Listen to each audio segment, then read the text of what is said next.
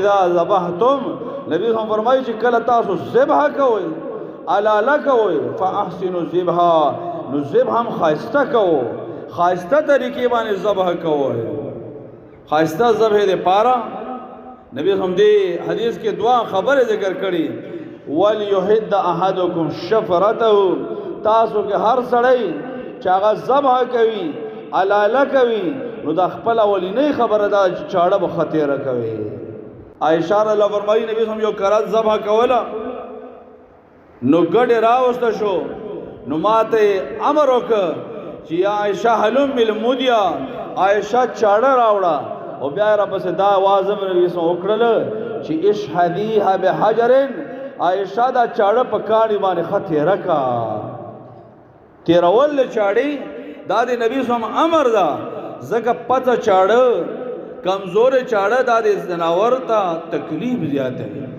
زکه ورپسې نبی هم فرمایي وليرح ذبیحته تاسو کې هر سړی هغه به ذبیحه ته د خپل قربانۍ سروي ته آرام ورسو حتی الوسا دا زناور دا باندې يرول شي نه بدا غبراول شي انتهایی دغه آرام خیال وساتل شي او دغه د آرام یو نبی صلی الله علیه وسلم ادبم شریعت کې خودلې ده چې دا چاړي چې دي دا د زناورو نه پټي وساتو رسول الله صلی الله علیه امر کړی دا امر رسول الله صلی الله علیه وسلم بحد الشفار ابن ماجه کې روایت ده نبی صلی الله علیه وسلم امر کړی دا پتی رولو د چاړو باندې وان توار عن البهائم او دا به زناورو نه پټ ساتل شي چې کله زناور را وګرځول شي او څملول شي داغه نه بعد دا چاړي بیا راخکارو داغه نه مخکې دا چاړي ښکارا کول یا د زناور په مخې پای باندې تیرول کول دا د شریعت دی اصولو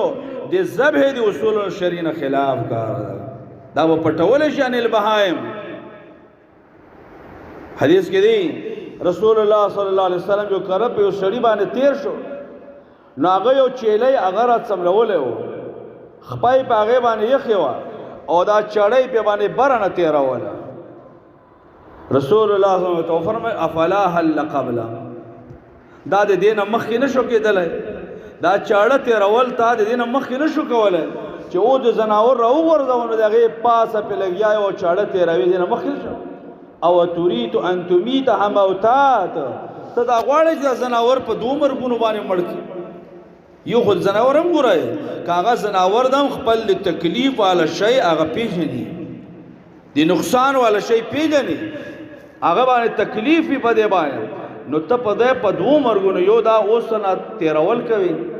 او دویم دا چې لک صاحب بیا چاړه نو په دومر ګونو باندې زناور دا منګ بیا شرعت منتدا کړي دا دی آیاتونو کې هم دا ذکر دي ليذكر اسم الله على ما رزقهم من بهيمه الانعام چې د الله نوم یاد کړی شي په دې زناور باندې کوم مخکې دا ذکر او تربیت ده او دویم ورپسې آیات چې ما ذکر کړي کې دي لتکبر الله على ما هداك نو یو تسمیه ده الله دا یو تکبیر ده الله دا بسم الله والله اکبر دا الفاظ به ذبح کوونکې کوم سړی چې ذبح کوي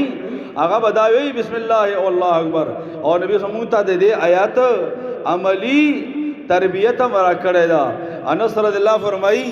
ضحى رسول الله صلی الله علیه وسلم بکبشین املحین اخرنین وضحاهما بيده نبی صلی الله علیه وسلم دعا کرور برګ او ډېر مزیدار ګډان هغه په خپل لاس باندې ذبح کړ وسم وكبر تسميه ولا تكبير انس فرمای رايتهم ورأيته وادعا قدمه على صفاهما نبی سم د خپل ګوډ خپا د دې ګډ په دې پلن مخ باندې یخوا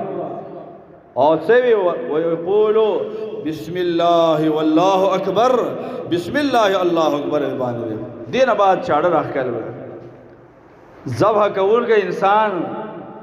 ډیر کړه دا مونږ دا ګورو شیر بلان کیس دا دې مونږ مشر نو کده کمزور ده د بس وګینه دا سینه د پکار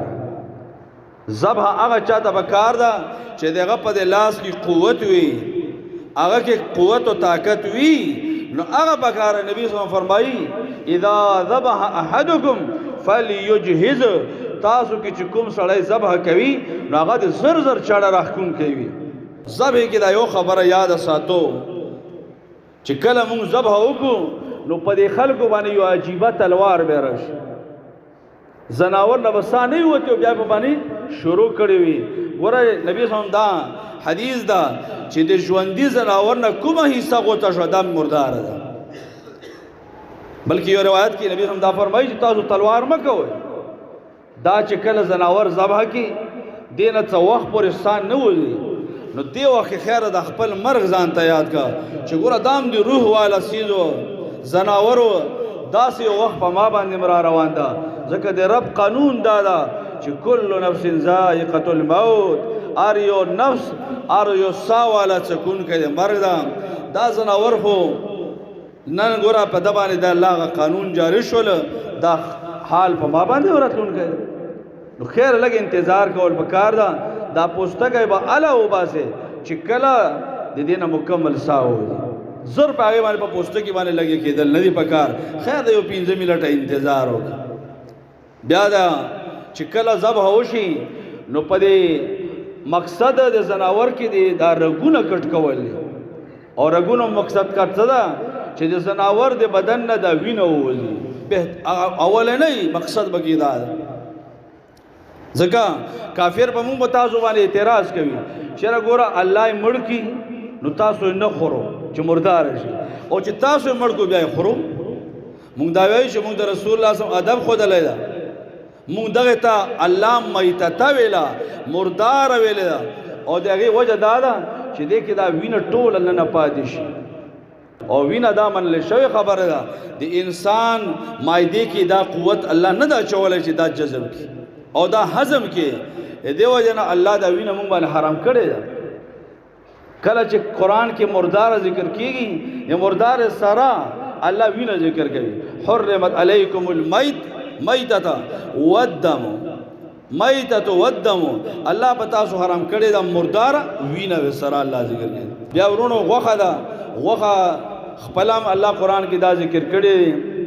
چې فکلوا منها واطعموا القانع والمعتر خپلم خوراکو سوال کوون کی تا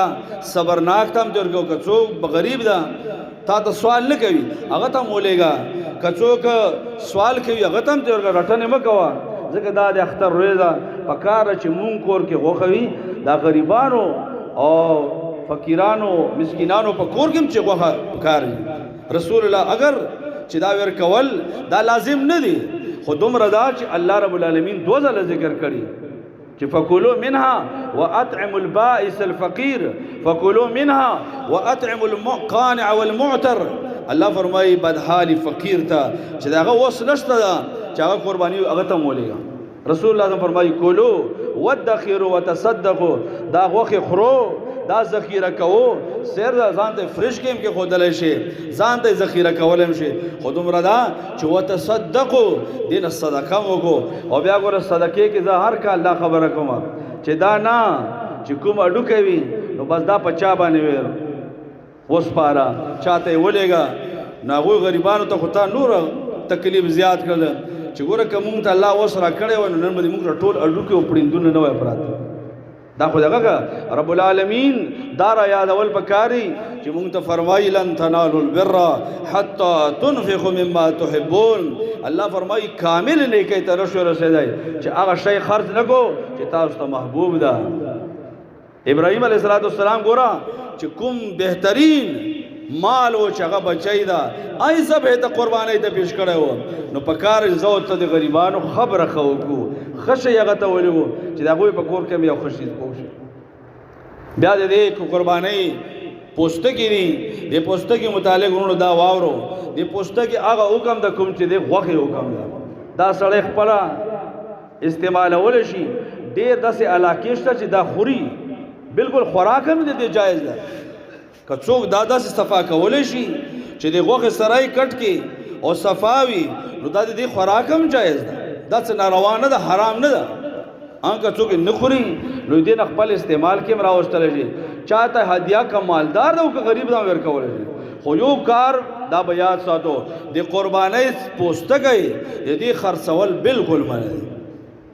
حدیث کې دا ذکر دی امام حاکم رحمه الله ذکر کړی چې رسول الله صلی الله علیه وسلم فرمایلی دي من باع جل اضحیته فلا اضحیه له چا چې د خپل قربانۍ څاروي هغه پوستکی خرڅ کړ د قرباني نشته خپل قربانۍ به ځکه د قربانۍ دا غوښه دا موږ نشو خرڅولای دا مونږ قصاب ته په مزدورۍ کې نشو ورکولای چېرې بس قصاب ته مته قصابي وکړه او دا پوستکی دې په دې نه دا موږ نشو کولی قصاب ته به ځان ته مزدوري ورکوي که غریب یې هسې ورکولی شي یا مالدار ادم ورکولی شي خو دومره دا چې د مزدورۍ په هغه کې به دا به نه ورکوي خرڅوي به نه دا پوستکی